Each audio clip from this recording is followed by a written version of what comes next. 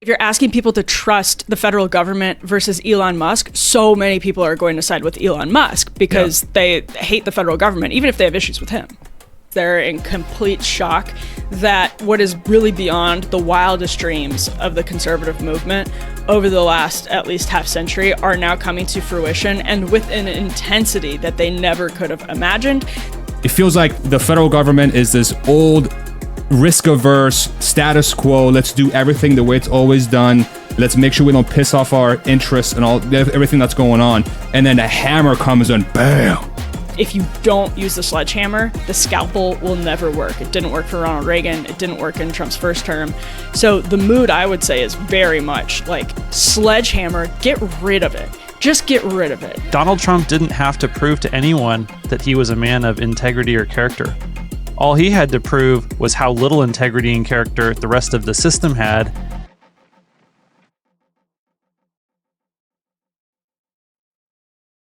If I were to give you sort of my 30,000 foot level observation of what I think is happening, right, is that in the world of the federal government, at least from my perspective, since not just even when I started following it deeply, which was 2019, but before that, I had a sense that the federal government was a inefficient, slow, old, bureaucratic, ineffective mess, right?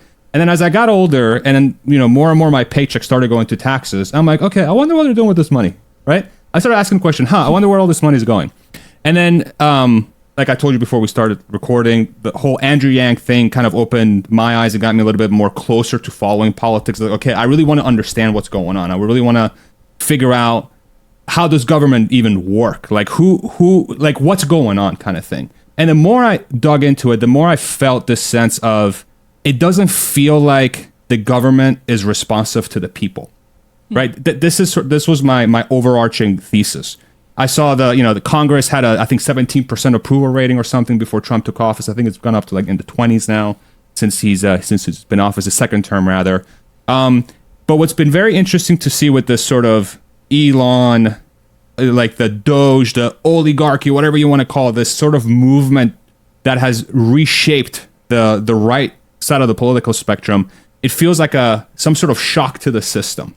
And I think a lot of it feels positive, but there's also a lot of question marks because we can see it from the chaos that has ensued since Trump 2. You know, not just with Trump and Elon. It's just been it feels like the federal government is this old, risk-averse, status quo, let's do everything the way it's always done, let's make sure we don't piss off our interests and everything that's going on, and then a hammer comes and bam, and it just the hammer comes in, right? I don't know if the results are going to be good or bad. I'm biased towards I think it's going to be good, but we'll see what happens here, right?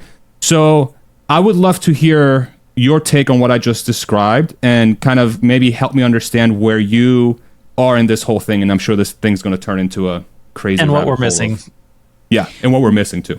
Yeah. Well, actually, I think where you just landed is probably the best but least common perspective on DOGE, which is that we genuinely do not know how this is going to turn out. I was thinking about it yesterday, which is the way that algorithms have kind of conditioned us to rush to judgments or to constantly be rendering conclusive judgments because that's what's prized on the algorithm. So speed, conclusiveness, and intensity of opinion are all prize in the algorithm. So people are constantly coming down with even like microcosmic, I guess, examples, or not examples, but cases that will build into the big picture of DOGE. You know, we're seeing sort of like the little pieces of the mosaic every day, and we won't be able to step back and see what it fully looks like until the project is done. So I think that's one of the big problems right now is people are saying like DOGE is, universally good or categorically bad, when in fact, I mean, it could end up going in so many different directions from where we are right now. So I just wanted to start by saying I think that's absolutely correct, and I wish actually more people were willing to just sort of reserve their judgment and say, I'm inclined to think X, Y, or Z, because I'm with you. I'm inclined to think that it's good. At the same time, there's a lot to be concerned about. But the question, the bigger question about the government no longer being responsive to the people, that's a really important observation. I don't know that it's exactly where a lot of, I think, the tech community that's applauding Elon Musk's DOGE effort is, I don't know that they were previously like aware of how bad this problem was, because it was something that was relegated to like chicken dinners in the conservative movement, which has been harping on this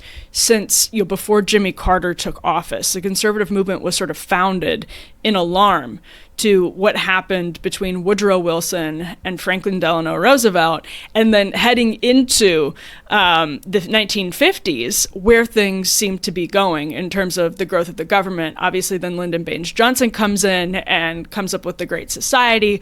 By the end of the Carter administration, even he was deregulating the airlines, because people were, over the course of less than 100 years, suddenly seeing, and I think largely thanks to technology, this intertwinement of the federal government with the state government, with local governments, with the experience of our everyday lives. And in some ways, it's really understandable. Like, suddenly you have airplanes.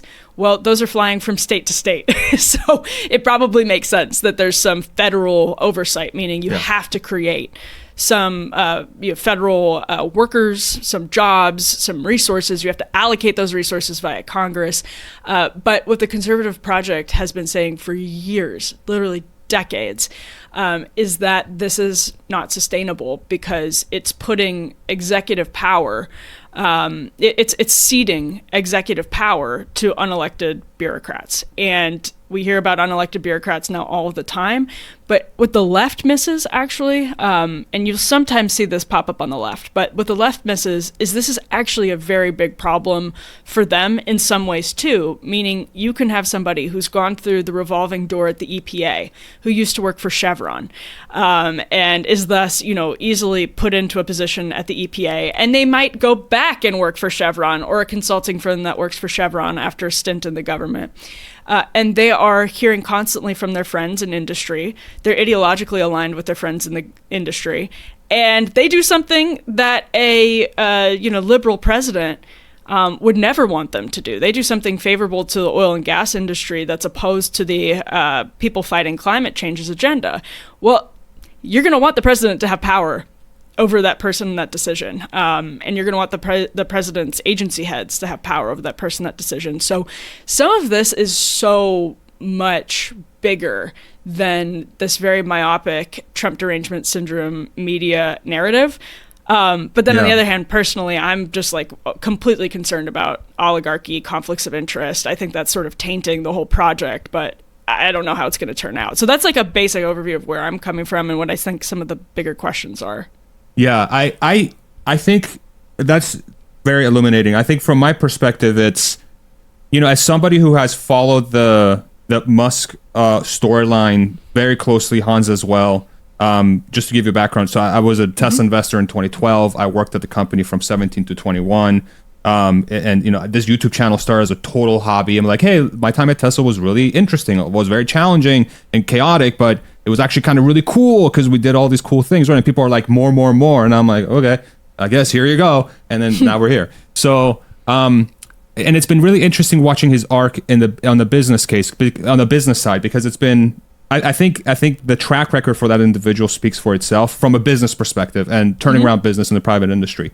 I think that the thing that's been super fascinating is now that he's tackling the public sector, from my perspective, it seems like he specifically is trying to apply a lot of the same techniques, sort of guiding principles, thought processes to quote unquote fixing the government.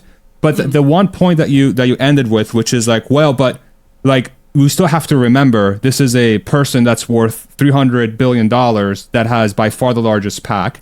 And it's probably one of the biggest reasons why Trump was able to win the election was because he threw all this money behind him. The whole, let's call it our bubble, the tech oligarchy thing, right? was one of the things that probably helped him get over the edge in some ways. And so I guess help me understand specifically like the legitimate concerns you see from this movement, because I'm sure you're hearing it a lot from the left side of the political spectrum as well. And here's my frustration with the left side of the spectrum specifically is that there are some legitimate things that could highlight as risks, but they are constant, like their messaging and how they're trying to convey that message falls so flat and so horribly, and I don't know why. It's like there is a very obvious playbook for you guys, and you're not taking it, right? So help me understand that from your perspective. I think the State of the Union or the joint address response from Democrats was really illuminating in the sense those cardboard paddles that they held up said things like Musk steals and false. And there was one version of the paddle that made a little bit more sense, which I think was Save Medicaid. But the point about Elon Musk stealing, to me, is a great example of why they're failing at this. Everybody knows that Elon Musk has enormous conflicts of interest. He himself has not been shy about that. What they need to be focused on is what the immediate urgent impact to people's everyday lives from Elon Musk could be. And instead, they're focused on some of these culture war, I guess more softer questions about Elon Musk that I share their concerns. I legitimately share some of these concerns, but I don't think the average person is sort of baked into the Elon Musk cake in the same way that saying Donald Trump lies, like the cardboard paddles that said false. I mean, pretty much everybody knows that at this point. The problem is that they think you're worse, right? The problem is not that there are problems with Elon Musk. The problem is that people are upset with the status quo. So if you appear to just be arguing for the status quo, you are doing a bad job because everybody agrees that the federal government is bloated with waste, fraud, and abuse. And I think Bernie Sanders actually taking his oligarchy tour through the heartland, like Nebraska and Iowa, is pretty good. I think that's been a pretty effective response. His response to State of the Union actually did better than I think Alyssa Slotkin's by some metrics, like the official party's response. And I think that's because he's focused on these questions of it's them versus us. And that's what Trump does too. That's what the American people are actually very moved by because they feel as though that's very much true. And Elon Musk does a really good job. This is just the politics of it, but he does a really good job of positioning himself as an anti-oligarchy oligarch, as somebody who's fighting the oligarchical deep state that has been gamed in the same way that Donald Trump talked about it back in 2015. Now, Musk is more willing to entertain some libertarian fantasy policy questions about Social Security and Medicaid and all of that. But I think, from a substance perspective, it's all obvious and many people have talked about it at this point, but his portfolios are to me, it just seems like when I read the regulatory outline of what a special government employee is supposed to do and how they're supposed to be constrained, and that's what Musk is for the government, there's just basically no way that he can comply with recusing himself or getting waivers every time he has a conflict of interest with the work that DOGE is doing. And the problem is that we have no mechanism to judge by which he's actually complying with that. And then the problem of him being out of compliance with that is it could potentially lead to self-dealing at the expense of taxpayers, at the expense of the United States, and at the expense of, honestly, foreign policy in some really consequential ways. The way Starlink is intertwined with the war in Ukraine and actually the war in Gaza is enormous. The way Taiwan factors into his business portfolios as somebody with significant interest in semiconductors, it's really, I find it to be that's very frightening. You have to be careful about how you talk about this stuff politically because you have to frame it in a way that actually addresses the immediate urgent concerns of people who are sick of the status quo. But just on the substance, I do find that stuff to be genuinely pretty alarming. Yeah. What do you think? So does this imply, let's say that this is okay? Let me back up and ask a different question. When you said that there's no mechanism necessarily to try and bring this forward, is it just a matter of there's no lawsuit, there's nothing that there's out there that can say, hey, we think you're in conflict of interest, let's actually test and see if you're in conflict of interest? That mechanism, it specifically doesn't exist. I just want to make sure that I understand. Yeah, so my understanding of the constitutional question here is that actually the Attorney General and the Department of Justice would have to be ensuring that he's in compliance with this. So they're the ones that oversee compliance with the special government employee designation, which is, by the way, very common. I mean, there are hundreds of people every year that are designated as special government employees. Yeah. But Elon Musk, on a daily basis, is working on such a massive, sweeping portfolio and addressing such big picture questions that I think it would actually be practically impossible for him to get waivers every time he's in breach of the conflict of it. Like, I don't know how the Department of Justice could even pragmatically monitor that. Got it. He's in so much industry, and he's hitting so many industries that's like the overlap is guaranteed. So it's like if the overlap is guaranteed, like what are you getting exposure to that's going to put you in an advantageous position versus everybody else? What kind of actions can you put forward, right? And so like it's almost like everybody is kind of be like, okay, we trust you, I guess. Exactly. Yeah. Right. No, I was just going to say, if you're asking people to trust the federal government versus Elon Musk, so many people are going to side with Elon Musk because they hate the federal government, even if they have issues with him. Go ahead, Hans. Yeah, I was just going to say, especially at the speed with which DOGE is moving, that they're touching so many different things so fast. So it's kind of like the combination is not only as Elon have his fingers in so many different pies, but then DOGE is touching so many different things that like it's pretty much guaranteed that there's going to be overlap based on the speed and scope of both things. That's a good point too. And some of that's intentional, I think, from DOGE. It's like the people have gone back to the Steve Bannon flood the zone concept, and Bannon himself has gone back to that. I think that's entirely baked into the policy designs here. That was part of the plan. Shock and awe. Let the courts try to keep up with you. There's been some reporting that Democrats are realizing actually that the courts aren't really keeping up with where they want to be able to push back via some of these battles.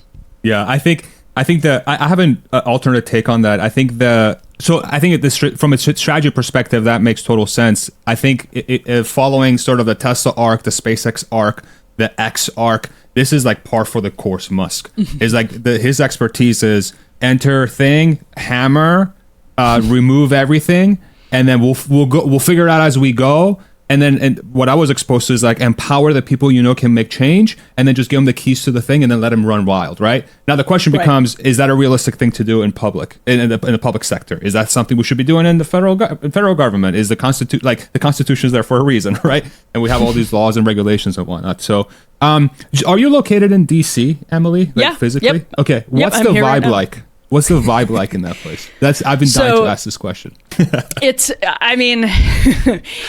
Can you segment your answers as well between like what's the vibe among the left? What's the vibe amongst maybe the old guard right? And then what's the vibe amongst the new guard right?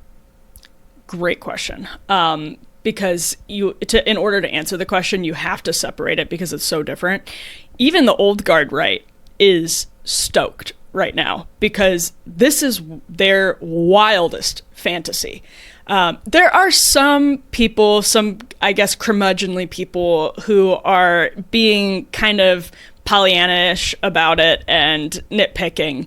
But for the most part, everyone's jaws have been on the floor for the last 50 days. They're in complete shock that what is really beyond the wildest dreams of those chicken dinner policy conversations of the conservative movement over the last at least half century are now coming to fruition, and with an intensity that they never could have imagined.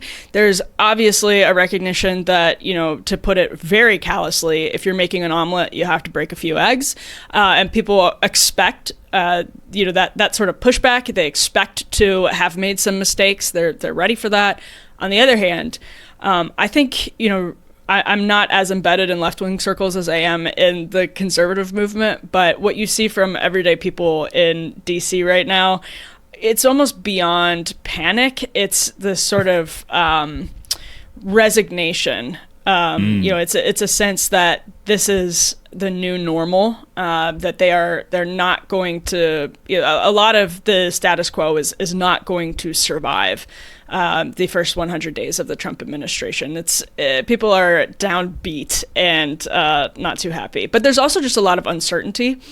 So I think people are coping with the uncertainty by resigning themselves to saying, I'm probably, this is probably not going to last, or my job's not going to last, or the department's going to look different, or we're going to take cuts to what we were doing. But there's also the sense that maybe something will happen, maybe we'll survive by some miracle.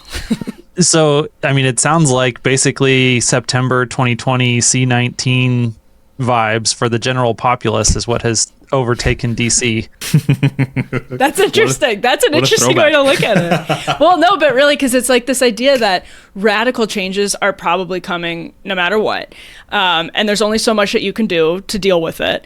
But there's also like and that's what this comparison I think is interesting, because there's people like in the defense world who right now are seeing, for example, like when Pete Hegseth didn't right away give in to the list five things that you did this week email assignment,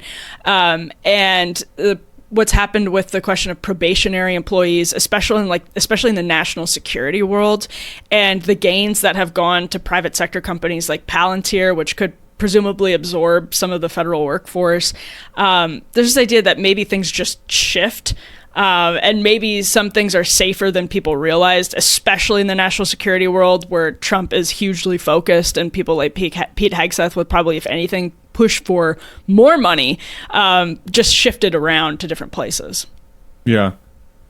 You want to go, Hunt? So from the perspective of conservative circles, what are you hearing as it relates specifically to national defense and intelligence? I mean, I kind of hear two different groups of people in the circles that I listen to, where there's the people who think, man, the alphabet soup agencies are hopelessly corrupt. They need like massive reforms. We need to gut them. And then there are the people who, just cheerlead defense status quo and hope that, to your point, that all this stuff, maybe we can just shuffle some cards and we can kind of keep things rolling, business as usual. What are you seeing on that? Do you mean in terms of like the perspective of people who aren't fans of DOGE in the administrations, or DOGE itself? I guess just generally within the Conservative Party in Washington specifically. Well, what's happening with the Department of Education right now is fascinating, because this was what the Heritage Foundation was calling for in the Reagan era. It's what people at the Cato Institute were calling for before Reagan even took office. The Department of Education was new at that point, and everyone was like, we got to get rid of this. And it's finally happening. Right now, as of this week, Trump is like telling his Secretary of Education, who's just been confirmed, to put forward her plans, and she seems fully on board of this, to put herself out of a job, which is actually how Ronald Reagan's first education secretary talked about the way he saw this. But now there's a sense like this is actually happening. Like people are doing the thing, and there is no it's to put it in Caroline Leavitt's words when she was asked, like, the mood of this administration is all gas, no brakes, not let's stop and be careful. It's maybe you have to, in this process, maybe you have to put things back together again in some cases, like Elon Musk said with the Ebola funding, or with PEPFAR or whatever. But if you don't use the sledgehammer, the scalpel will never work. It didn't work for Ronald Reagan. It didn't work in Trump's first term. So the mood, I would say, is very much like sledgehammer, get rid of it. Just get rid of it. And if you have to bring it back from the dead in some form or another, or the court forces you to kick the can to Congress, like, deal with it. But if you don't take the sledgehammer, the scalpel will never succeed. But do you see that kind of political will towards the intelligence agencies and some of the issues at the Pentagon? I'm really curious, because the education example is interesting to me, because it shows that, to borrow your phrase, the political will is strong. That some of the fantasy bucket list items of the conservative movement, no matter how politically difficult they are, they're like, hey, we have a second term president and a eccentric billionaire, and the polling looks really good for us. And I think, most people look at the Pentagon and are fairly disgusted with the level of waste. And my question is, I guess, just how this manifests. Because even with the Department of Education, that's why I think this example is interesting. There are some things that conservatives look at and are like, like the right has been celebrating Title IX now, which the right used to hate. The right has sort of celebrated the Title IX protections for women over the last decade as the left has used it to, advance a trans agenda. And so it's like, well, what are we actually going to unravel? Like, you get rid of the department, but what does that mean for the federal government's capacity? Like, the stuff that, let's take, they'll obviously root DEI out of the Pentagon, like gone, 100% gone. But Pete Hegseth has said, like, we're going to be able to pass an audit. Great. Awesome. What does that mean in terms of like bloated contracts to Lockheed Martin? I do not think we have an answer to that question right now. I think that's totally up in the air. I don't know. Genuinely have no idea. Yeah. I think the thing that I'm most hopeful for is somebody who, I'm personally in the camp of, and again, this is like politics. I'm relatively new to politics. I am not a student of history as it pertains to politics. It's like I'm trying to understand as I go. But I think from my perspective, it feels you're an like Abdul come lately. Yes, that's right. See what you did there. Very good. Very nicely done. I think the hammer approach feels like the only way to move past the trends we were seeing up until Trump 2. So, and what were the data points that I was personally tracking? So the birth rate was one, the obesity rate was another one, the debt was another one, right? These giant markers that say, okay, less people are having kids. There's more people that are way more unhealthy than they've ever been. And then we have a ballooning deficit that nobody's really doing anything about since Clinton in the late 90s, right? And whatever change that they put through to balance the budget clearly didn't stick, because after 99, 2000, then you saw an increase, an increase in the deficit and the debt, which over time is going to be a gigantic problem. If you like, and that's what I think, and that's where I'm like, okay, the scalpel, like, I don't see how else you fix it without a hammer. And that's why I personally voted for Trump, to be completely honest. I was a Trump is an asshole. I was the Trump is a racist, right? Back in 2016. How can America, I'm brown, these people, they hate me, blah, blah, blah, right? And then the thing that really pushed me towards Trump was like, okay, like, now that I understand the underpinnings of what's actually happening in America, our education, right? A 40th, terrible. There's all these giant macro trends that are going clearly the wrong direction. And knowing how insanely huge this government mess is, how else do you fix it without a hammer, right? Do you think that's too simplistic?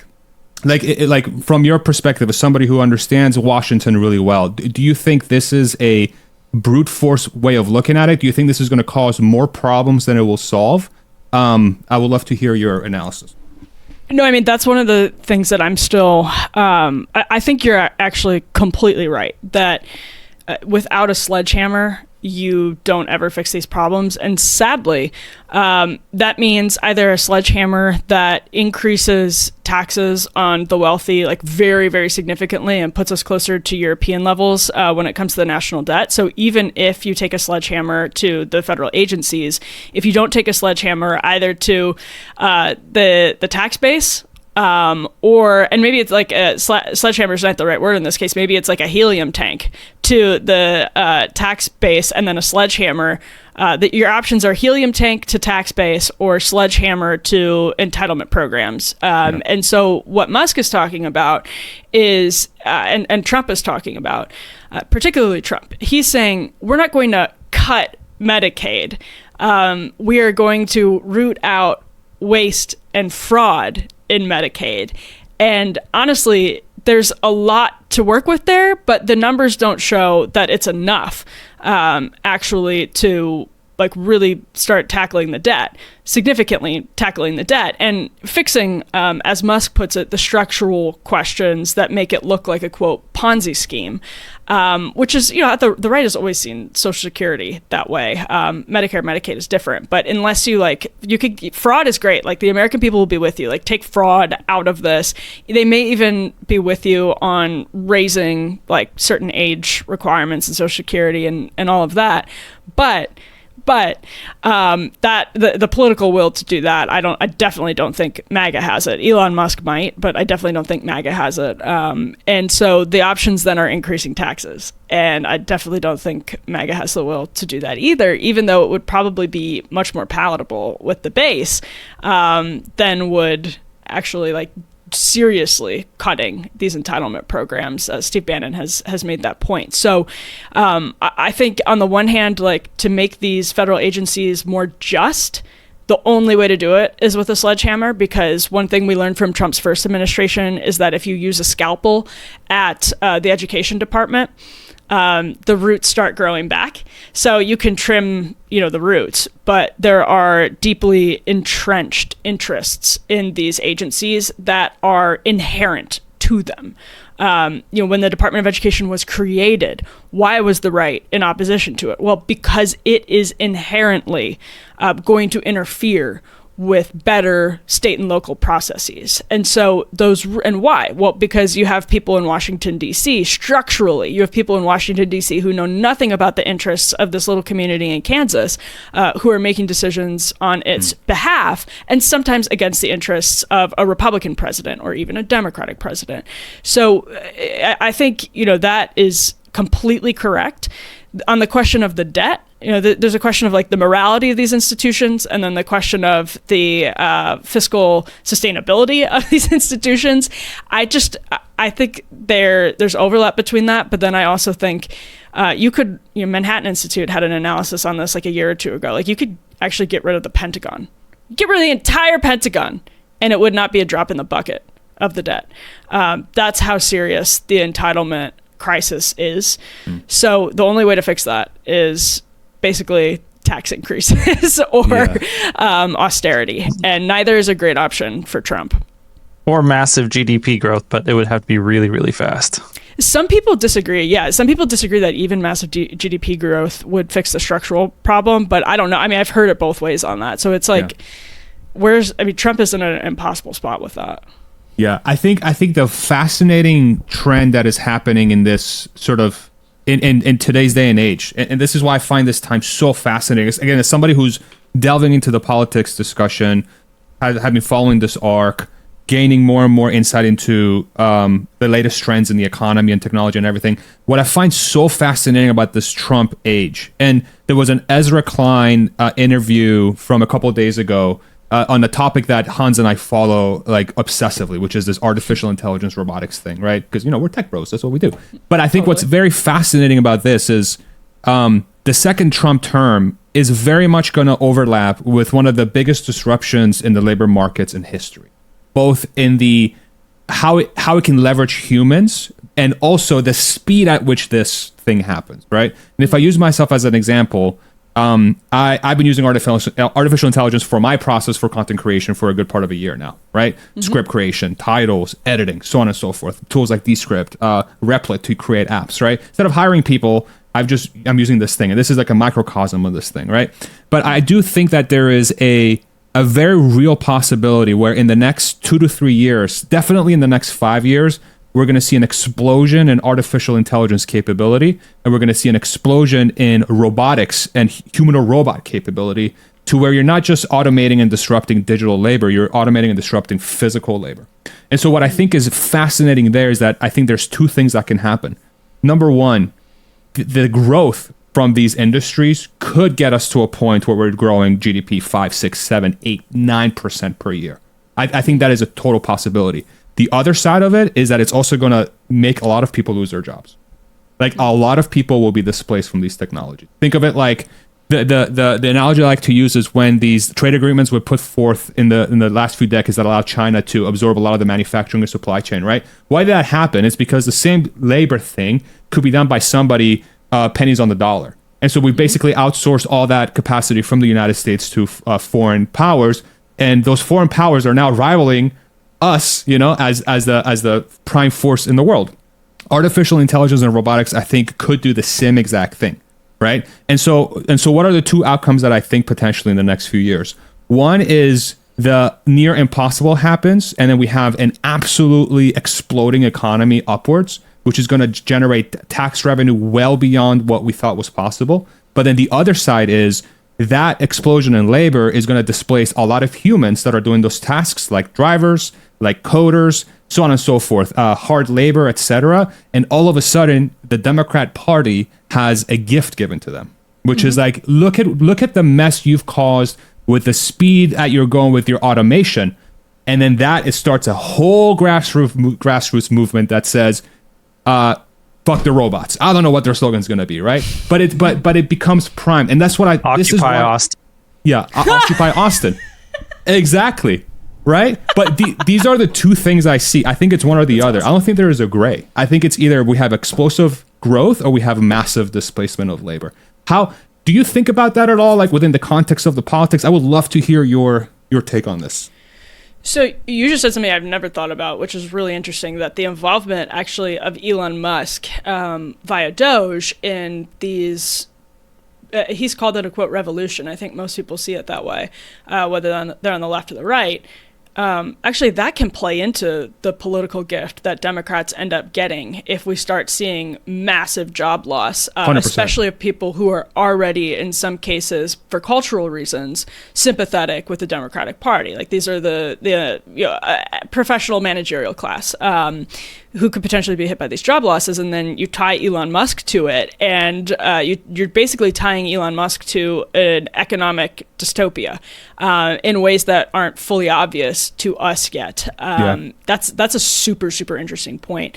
The thing I would say is maybe it's both, because I feel like that's actually what we saw with NAFTA, and I think that's what we saw with WTO, and that's where it was always really difficult for the right, which is you did see growth, but then you saw localized decline, and they had a really hard time reckoning the growth with the localized decline, especially as cultural issues started to intertwine with the localized decline. So, for example, if you go to, where my mom is from in northern Wisconsin, where a lot of my family lives, they were hit really hard by NAFTA's old paper mill community, and then opioids crept in, and then you started to see way more sympathy. I mean, this is a district that was held by a Democrat, a very establishment Democrat, for 40 years, flipped in 2010, actually by now Transportation Secretary Sean Duffy, but that was pre-MAGA. These trends were already taking place. Donald Trump was just smart enough to sort of see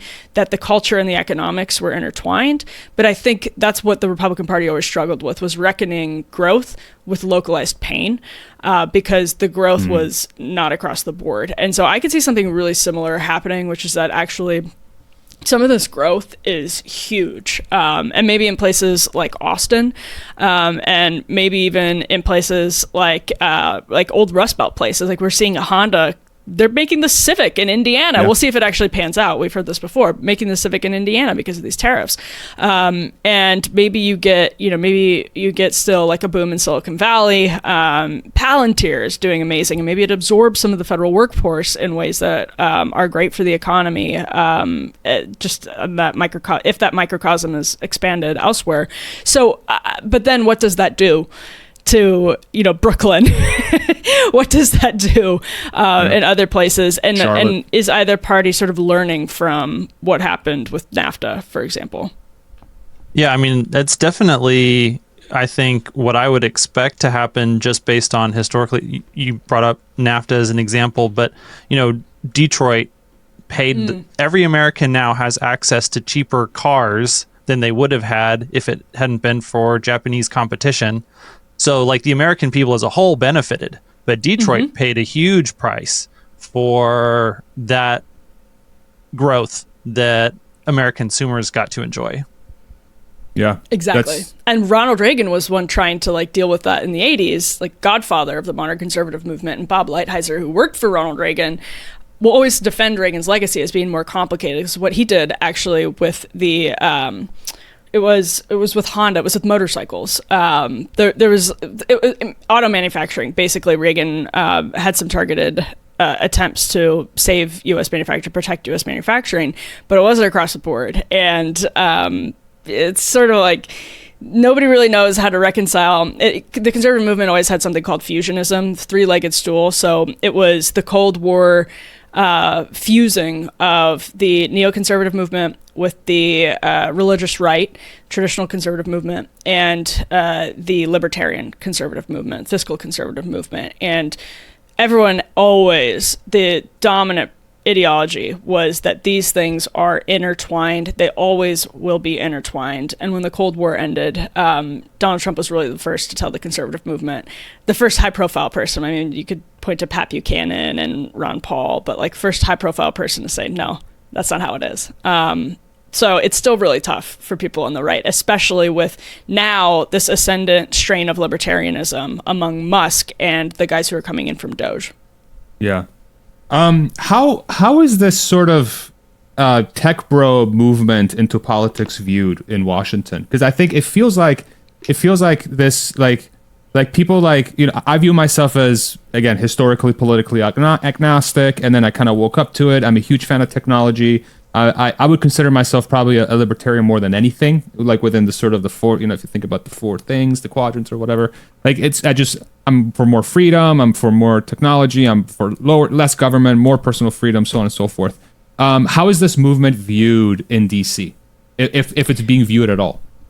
Oh, yeah. I mean, the bureaucrat sort of administrative state class predictably despises DOGE, and probably for reasons that you'd be familiar with. But for a lot of people, if they don't spend time with people who work for the government, there is this sense of authority. And sometimes it's earned, sometimes it isn't. My dad, you know, spent his entire career working for the state of Wisconsin. And I think his authority on this, when he would be sort of annoyed with people pointing to the private sector being more efficient, I think it was like entirely hard-earned. But in other cases, and I think especially in the federal bureaucracy, it's eye roll inducing. So they sort of think that they are the experts, that they have the authority, that they are entitled to not be challenged by people on the outside. So this is a perfect storm to just like blow their brains up. You couldn't like script this in a way that would make them angrier. Bringing in like literal, like in some cases, not all cases, but like literal 20 somethings who have big balls. Yeah, exactly.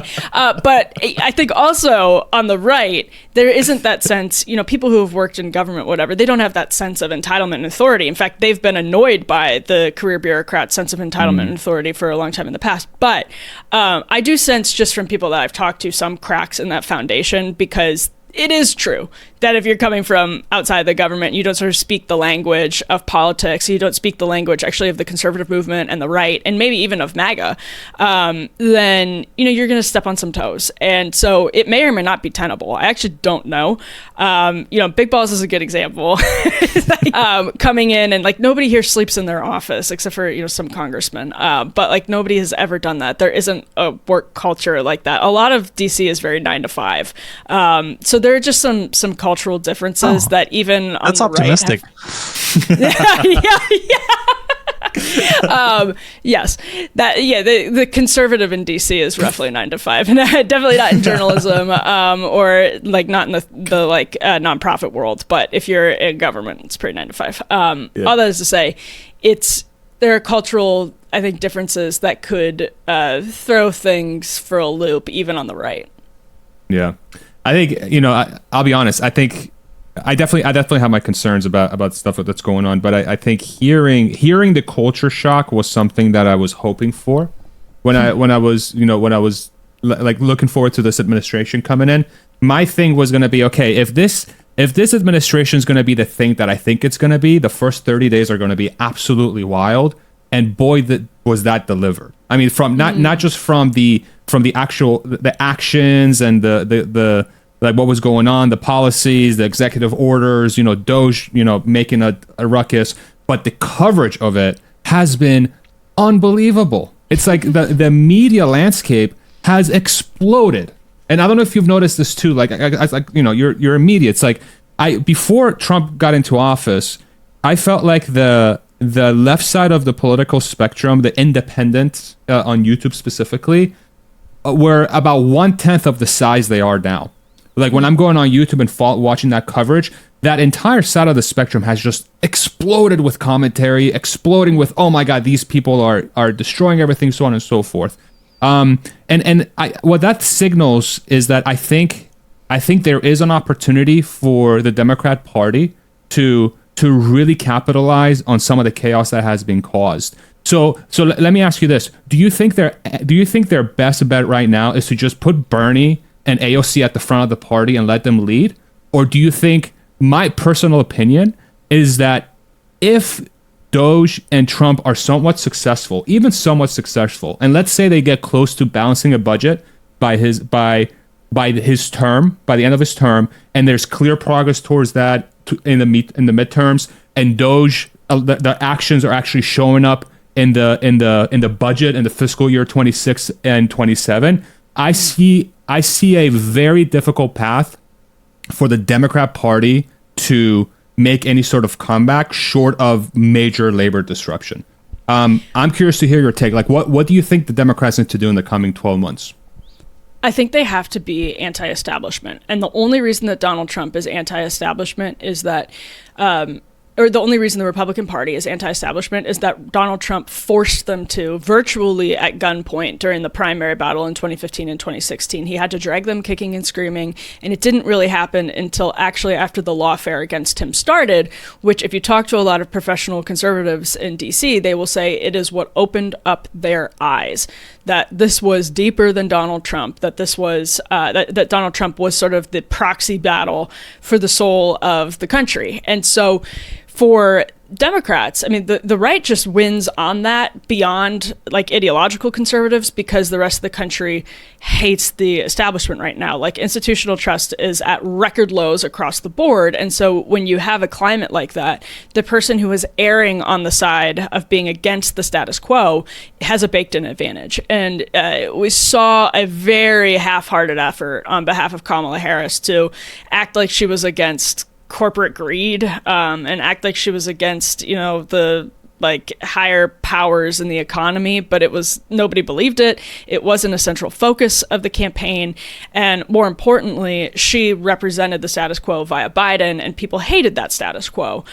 So I think for Democrats, Bernie Sanders is absolutely an advantage, but what we've seen with Gavin Newsom, actually, I think he's like one of the most overrated, but actually in a weird way underrated politicians. Like he's overrated in the sense that he has been slick and smooth in California, but underrated in the sense that I think he actually could be nationally really potent because he's such a chameleon.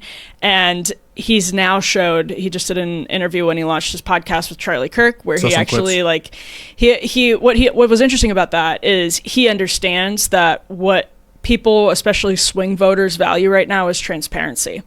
They want to look like you are like being authentic. And if you can sit for a 3-hour podcast interview and convince them that what you're saying is genuine, like they might disagree with you, but they might be like, yeah. And so I think what he said, sort of going against the party on trans issues, even BLM, having some pushback on the cultural stuff, Democrats don't understand that people view those unpopular culture war issues actually as the entrenched establishment position.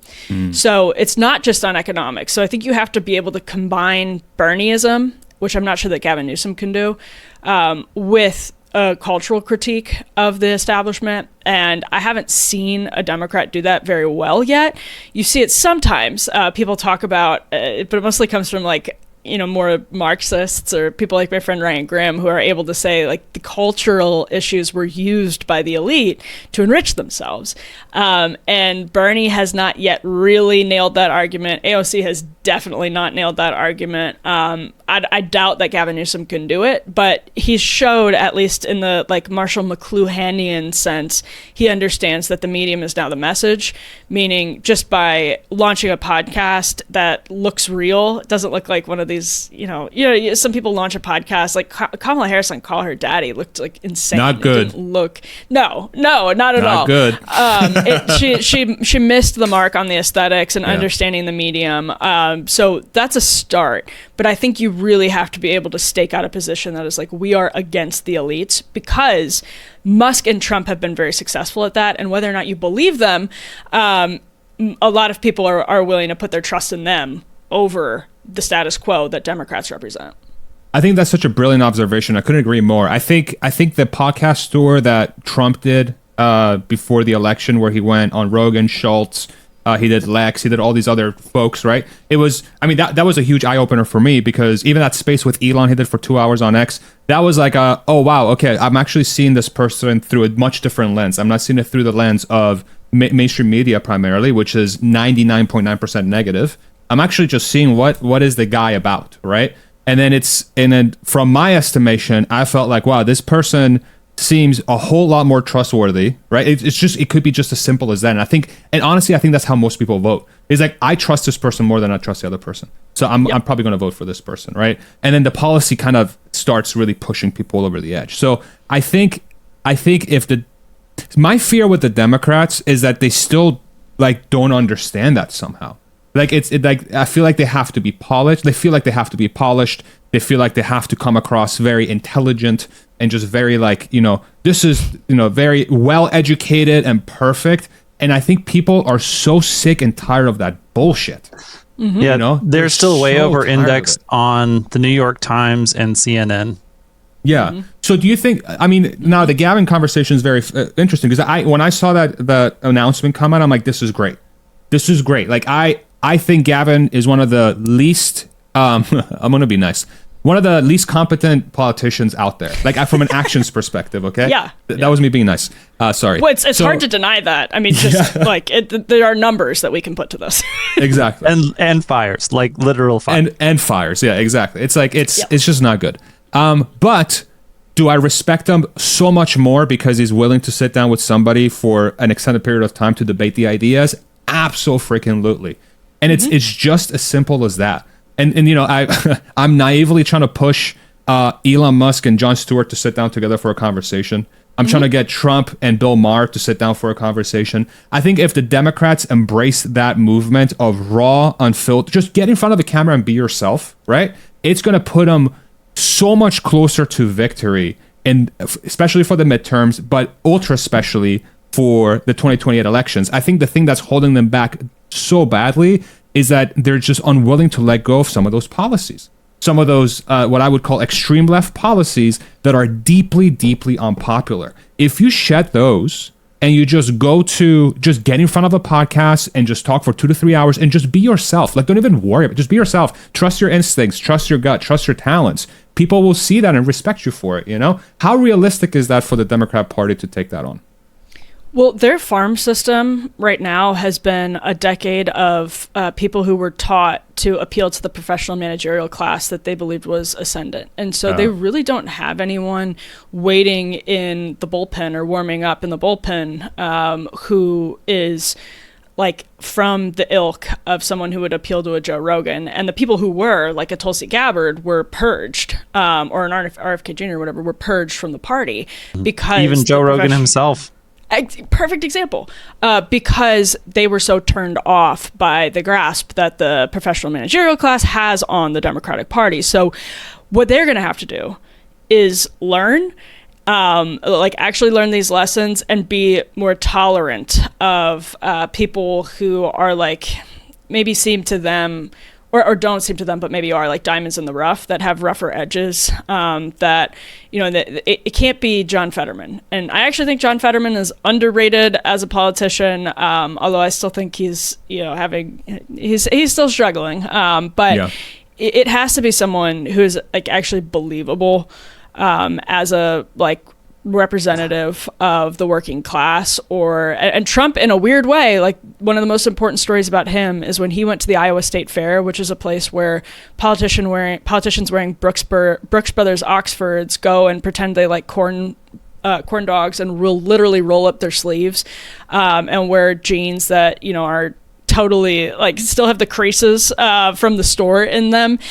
Donald Trump went to the Iowa State Fair and gave helicopter rides to kids. He went in a full suit and gave helicopter rides to kids. And the reason that worked, the reason that it doesn't matter that he's a billionaire, he can still do well in Iowa, is because he's like proud to be a billionaire. He's not like ashamed of it. He he's just himself. Kind of owns what he real. is. Yeah, exactly. And that doesn't mean he doesn't lie. He lies. Right. But people are more forgiving of his lies because they feel like overall he is authentic. Okay, and so can I drill this point? Okay. So most people know he lies. Most people know he's probably pretty shady. And most people are like, okay, this guy is probably kind of a scumbag, but they're still willing to vote for them over a. Do the Democrats understand that? Like, do they? No. What? Why? We know they don't understand that because, again, they had all the time in the world to prepare for the joint address response, and they put up cardboard pals that said false. Like, they were still doing the CNN, like, fact check thing live during the State of the Union, thinking that it would be powerful. And, of course, it's not. It's not, because it's based on this fundamental misunderstanding of Donald Trump's appeal. And you don't understand Donald Trump's appeal unless you actually spend time with people who vote for Donald Trump significantly, not just parachuting into a focus group every once in a while, but you are actually, like, you love people who voted for Donald Trump. You respect and empathize with them, and your ears are open when you are actually talking to them. And that way you're able to you really have to force yourself to get rid of the pre-existing mindset and to what's the best way to put it, to deprogram, take out the software. Like, there's a software that's been loaded into the brains of Democrats that gives them their paradigm for interpreting the way people see the world, and you have to just deprogram that and be able to say people do not, you need to hear people when they say they don't trust Donald Trump necessarily either. They just trust him more than somebody like Kamala Harris, who goes on Call Her Daddy and talks like a robot. It's just insane. Like, she going on Rogan, I think, would have, it's obviously, in theory, a good idea for Kamala Harris, but in practice, I think it may have actually been disastrous for her, because she is just incapable of coming across as a human being. And I think that's a problem Gavin Newsom has, but is now recognizing that he will have to overcome in order to win national office. Let the people see you go through the journey of you not being a robot. Just be vulnerable in your weaknesses. I think it's such a simple, basic, stupid thing, but I think that would exactly. Go ahead, Hans.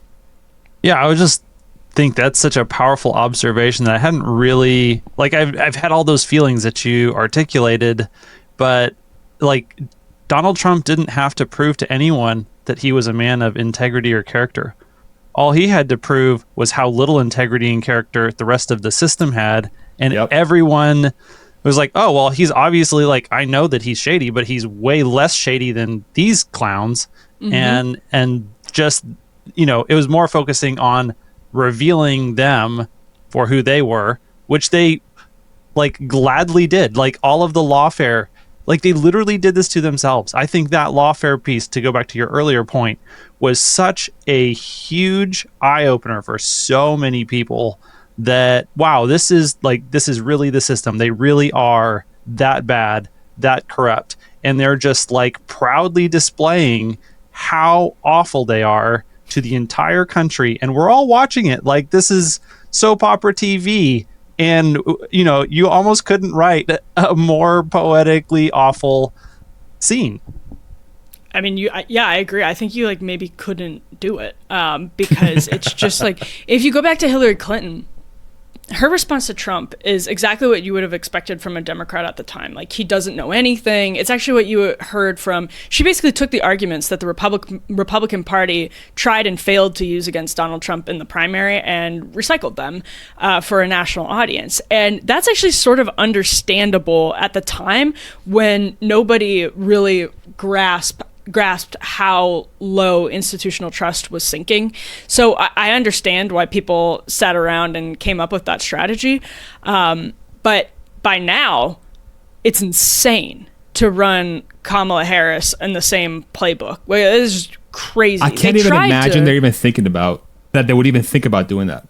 The reason that it worked for Joe Biden is that it was a national, he won in a moment of national crisis when people are a little bit more risk averse. Yeah. And he barely won. By being as milquetoast as humanly possible. Right. And he was slightly better at coming across as authentic, partially because you look at the guy and you're like, well, I don't think he's capable of fooling anyone. But he was slightly better at that than anyone else was on the left. So anyway, to run Kamala Harris on the same playbook by just tinkering around the edges and talking about like greedflation, I mean, it's not enough at all. And it's just insane that they continue to do it. And it's insane that their response was Alyssa Slotkin. And I don't think State of the Union responses are super consequential, except that they reflect trends the party is going in. And if Alyssa Slotkin is your answer to Trumpism, you are stuck in the year of our Lord 2016. That is insane. It is insane. Man, one of my hopes for again, as somebody who definitely aligns much more with like today's GOP, like really it's the MAGA party. I think or like very really true to the core conservatism from back in the day, right? Like what it's supposed to be. I think the Democrats' only hope, like we talked about it before with like the labor loss from artificial intelligence and robotics could be a gift to them if that actually comes to fruit. But it like short of just completely redoing the party, like just whatever is the whole mechanism you talk through, you know, like where they over the years they've just been programmed into being incapable of understanding why people find Trump to like why they actually like Trump. Short of just having a come to Jesus moment and saying, okay, we do not understand what is happening. We should probably start talking to the people on the right side of the spectrum. Maybe Gavin Newsom needs to go on Andrew Schultz's podcast too. Maybe AOC needs to go on Rogan, right? Maybe you have to get these Democrats actually going into the far right podcasters or whatever and having these conversations in front of people to see, because I think that will make a material impact in their popularity, like a gigantic impact. And the only reason why they wouldn't do that is I think only two reasons. Their ego is too big, right? Mm-hmm. Or they simply they're so lack of incapable substance. Or they're so incapable of like understanding what's going on, or they have a lack of substance. It's like there's no other thing, right? Well, yeah, so I think AOC would do fantastic on Rogan, to be honest. I think they would have a really good conversation that would be beneficial to the Democrats and beneficial to her. There would probably be some funny moments that would go viral, and both sides would pluck out some good stuff for their respective agendas. But the other thing I wanted to say on that point is in a way, the media, having so much control over the media has been a massive disadvantage for Democrats, like to the point where it's been a huge advantage has stopped. And I didn't necessarily think I would ever see that day, but in my lifetime. But that was short-sighted because I think it's come because now independent media, the democratization process that happened with the internet is starting to hit critical mass. And on top of that, because the media bubble is so thick, Democrats haven't gotten enough sincere criticism and good faith internal reflection because it's only happening within the bubble that exists in DC and New York City. So they're not really prepared to face particular strains of criticism because they have been reaffirming each other's beliefs that people who disagree with them in ways X, Y, and Z are categorically bigoted or racist right. Yeah, exactly. Far right. Exactly. And that's so dangerous. And it's obviously something that could happen on the right too if the like indie media bubble gets too thick, which I don't think it has at all. I think if anything, it's putting people in proximity that disagree on a host of issues. I think it's actually a much healthier. Like the one thing I'm optimistic is the last thing I ever expected to be optimistic about, which is media. But I think Democrats are so ill prepared to go into those spaces, even if they know they have to, because they really haven't confronted the limits of their ideologies and their pre-existing biases against people who disagree with them, because they have been in I'll say something crude, like a circle jerk basically for the better part of a decade, and nobody's told them they don't know what they don't know, basically. They're gonna, as they start going into those places, they're gonna get owned at first.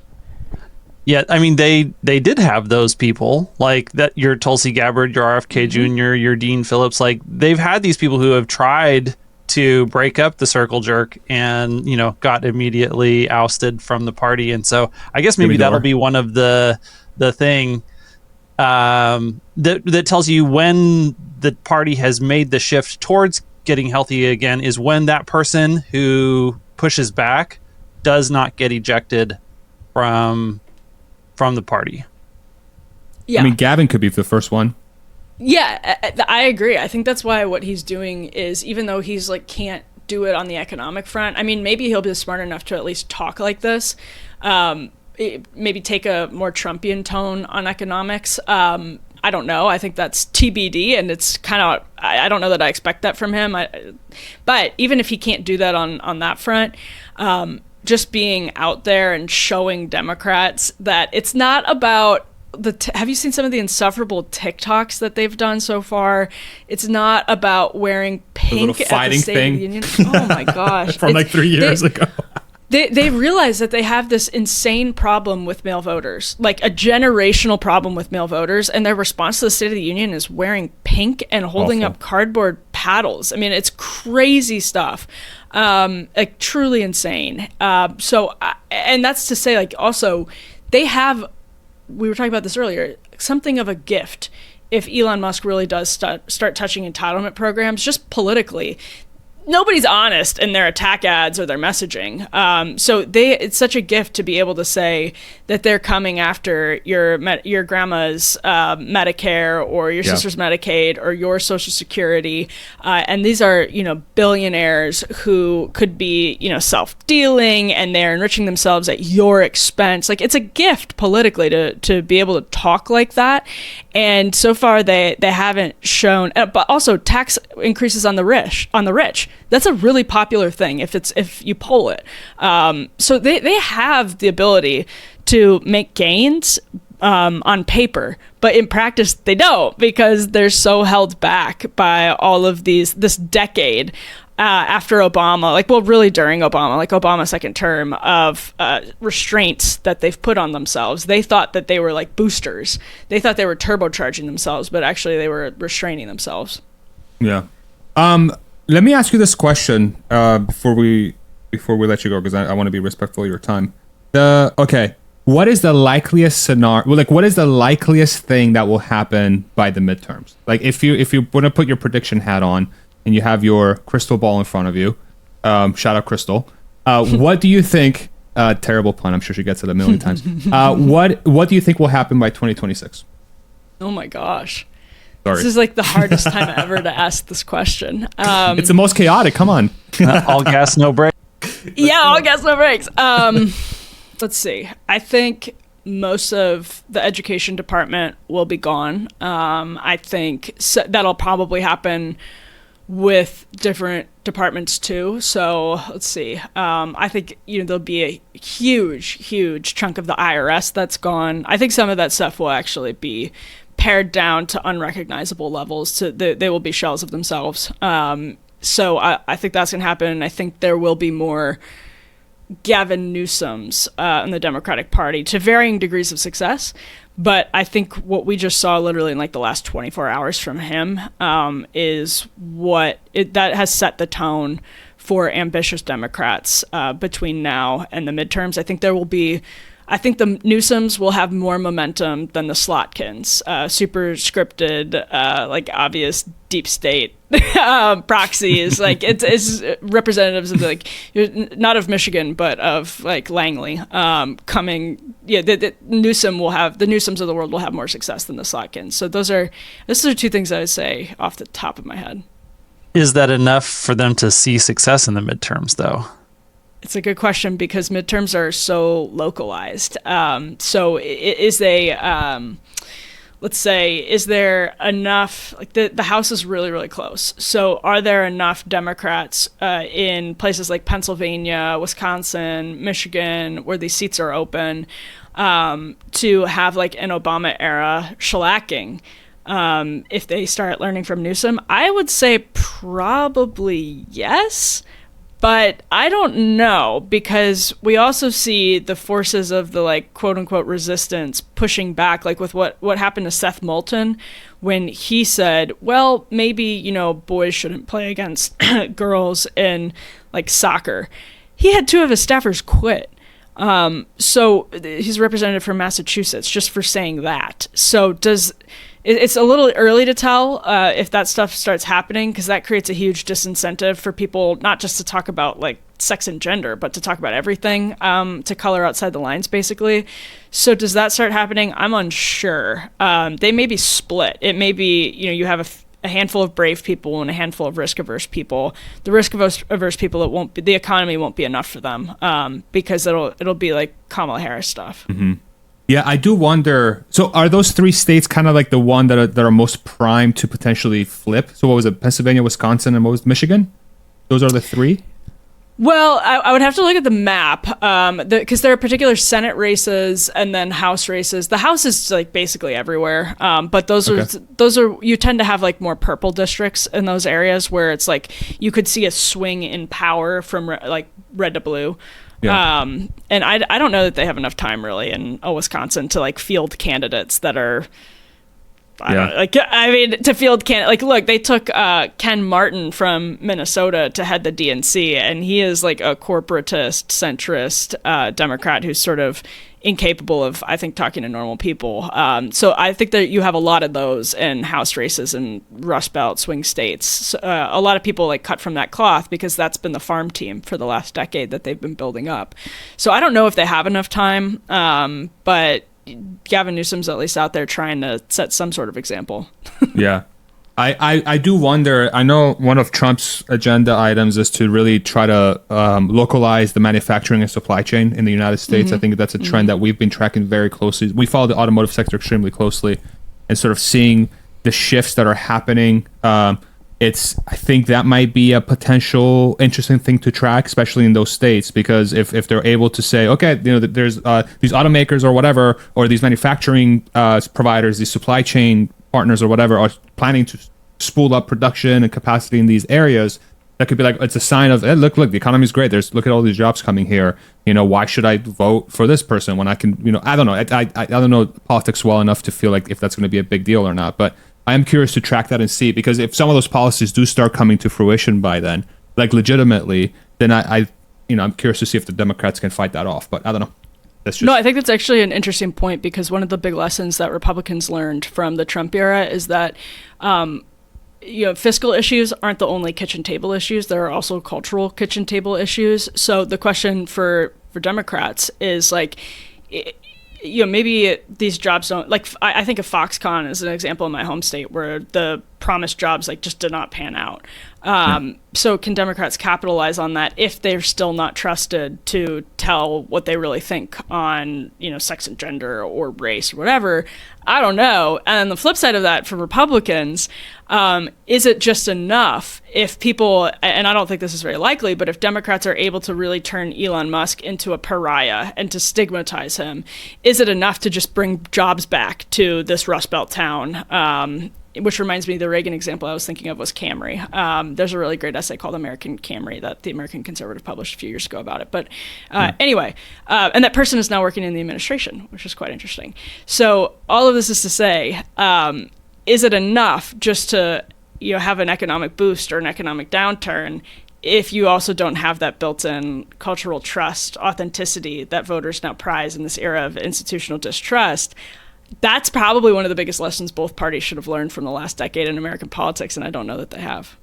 Hans, did you have anything else? Well, I have 3 selfish questions, but I think one of them that's really on topic here, and it is, can you handicap for us, like, how good is the America PAC? I think going into the election, we heard a lot of noise about, this America PAC, they're new, they have no idea what they're doing, their ground game's going to suck, and like the Democrats just have way better ground game than the Republicans. Elon claimed afterwards that the America PAC, their ground game kicked ass, was amazing. I don't know any way to verify claims one way or the other. And so I was curious if you can handicap for us as an insider how good the America PAC is actually, and what you think the impact of that might be in the midterms. It's excellent. And I think, one of the ways that I go by that, because the door knocking questions, the GOTV, get out the vote questions, people have really territorial claims to expertise on that, because they've, there's nothing more miserable, at least from my perspective. Some people love it, than like getting out the vote on the state level. It's like door knocking and phone calling and getting doors slammed in your face and phones slammed down when you're trying to talk to people. Yeah, it's not good stuff. But people who do it are really territorial about their knowledge, because they've been doing it for years, and it's unpleasant. So they're proud of the lessons that they've learned. And one of the ways I have tried to gauge the success of America PAC is that Democrats seem to think it was pretty successful. And I think the left acknowledging that it was probably the difference in Pennsylvania is really interesting. And just people in politics are so used to hearing from donors in the business world coming in and, demanding that their knowledge is actually superior. Like, hey, what if you tried this? And because they're giving so much money, it's like, oh gosh, now we have to take this crazy millionaire's idea for how to, do something. And a lot of them are like silly ideas. So people are used to being resistant to outside feedback, but the system badly needs it. And if you do a good job, if you actually do a good job of changing the system, and you're smart, and you're not just like a silly guy whose hobby is politics, and you feel like a little puppet master coming in and telling the sweaty, get out the vote people on the ground, like, here's how you do this. But you're actually, Elon Musk actually cared about the specifics, and he's very, very smart. So he did a good job from everything that I've been able to tell, and that's a hugely powerful weapon. In fact, I think America PAC is why some of the cabinet nominees were confirmed, because people are terrified of what it could do in primaries. Like that, just from what I've seen and heard, that threat was like a sword of Damocles, and it basically got the cabinet confirmed. Money and politics. Yay. Yeah, right. But when you pair money with smart, fresh, exactly, fresh ideas that are actually clever and aren't just like powerful, throw some money powerful at it. stuff. Yeah. Hans, go ahead and ask your other two questions. I know. Selfish question number 2. This is, Trump has one term. We don't know who's next. 2 front runners at this point. It's too early to handicap, but it looks like Vivek and or JD. Maybe Vivek won't run at the national level. Maybe he really wants to stay at the state level. But assuming that he does run in the national handicap. Hans, I'm being told Trump's running for a 3rd term. What are you talking about? Yeah. What is this? Possible. Of course. Emperor Trump. Go ahead, Hans. But yeah, just handicap for us. JD versus Vivek. What does the future of the GOP look like? I don't think it's even close between JD Vance and Vivek Ramaswamy. I think it's easily the advantage is easily with JD Vance. I think JD Vance understands the assignment from Trump and his voters, and has actually been able to do that on the policy front, but also the messaging front, meaning that he's deferential to Trump without being overly deferential in a laughable Pence-esque way, when Pence would lavish Trump in fake praise, and it came across pretty inauthentic. But he's also he's not inching into the spotlight in a way that would upset Donald Trump, as we know that Steve Bannon initially did in the first administration. So I think he's super smart. It's very early, but he's handled it a lot better.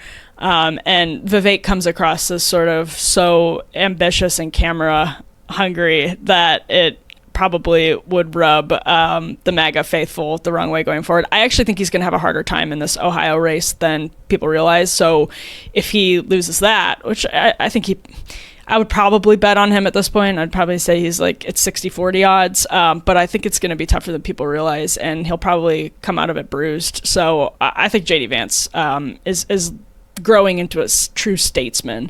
The other person I would put in that category is Marco Rubio so far. So those would be the two, actually. I think Rubio would have a better chance than Vivek, too.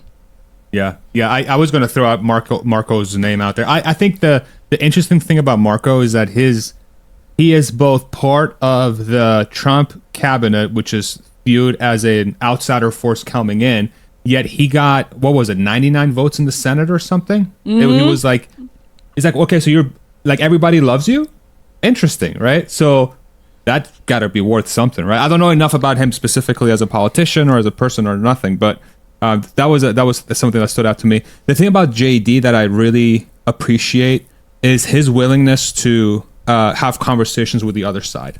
And I think that's something that I think everybody should do that. Not just like the people from the left. We talked about Democrats need to start being more honest, but like, again, like your Elons on Jon Stewart, your Trumps on Bill Maher. I think that is such a killer sort of way of creating awareness about who you are as a person and as a politician and what you're trying to do, not just at the federal level, but at the local level as well. I think a lot of these politicians should really explore, regardless of where you are, just get in front of a bunch of podcasts and just have honest, long-form conversations. Because JD has shown that blueprint works. Like that, I learned way more about JD in that format than I could have. I know way more about him than I know about anybody else, really, outside of Trump and Elon. People. And there's one Democrat who's tried to do something like that and it's been, I think, more successful than some realize, and it's Tim Walz. They didn't really let him do it during the election because I think they were worried about him overshadowing Kamala Harris, and he's not as talented as JD Vance or Donald Trump, so they also, I think, were worried about him going off message. But he does do podcasts, and he's just not the most likable guy, to be honest. So I think you need to find that combination, like people who are able to do it and are likable, able and willing, and who are likable. Yeah. Good luck with that. It's hard. It's a hard combination. Substance and being willing to be authentic. It's like, oof. Yes. That's tough. All right, Hans, last question before we let Emily get back to her life. So what is with the fact that, like, there are 3 libertarians in Washington? Like, you got Rand Paul, you got Thomas Massey, you had Ron Paul for a while. Like, why is this, what does the cabal have against libertarians? Or is it that we just really suck at creating allies that badly? I think there's just the pool of libertarians is smaller because a lot of conservatives like myself would say libertarians are overrepresented in Washington because they've been overrepresented at the upper echelons of the business community for a long time. And the business community has funded think tanks like the Cato Institute and Reason Magazine, where it's like a jobs program for ideological libertarians and some really smart and interesting people. But there aren't enough libertarians that actually want to like run for office and can do it and get elected because they tend to be sort of kooky. So I think like libertarians have had like sort of an outsized influence in Washington for a long time, where you looked at like the tech community's relationship with some of these conservative think tanks, Heritage Foundation, R Street Institute. Like they were taking a ton of money from libertarians in the tech world for a long time until Trump came along. And now it's sort of back. But I think it's just that libertarians, it's a small part of the population, and B tends to be a less like personable part of the population. Well, and so we think that the government is terrible, and so no one wants to actually go work there. I think 100%, 100%. Yeah, I think it's just autism. It's so true. Yeah, well, everyone was excited to be considered libertarian during the Tea Party. Like it was cooler here to be called libertarian than conservative. But that changed, as soon as Trump came in. Oh man, Emily, we have to have you back. My God, I love this conversation so much. I deeply value your commentary, both on Breaking Points and Undercurrents. I think you do a phenomenal job. Any parting words before we let you plug all the stuff that you do? No, not at all. Just thanks for having me. This was super fun. Yeah. Where can people find you? I do a daily show for Unheard over at Undercurrents. So you can find that on podcast apps. You can find that on YouTube, and you can subscribe over at undercurrents.tv. And then I host a show on the Breaking Points Network with Ryan Grimm every Wednesday. Awesome. Thank you so much. Thank you guys.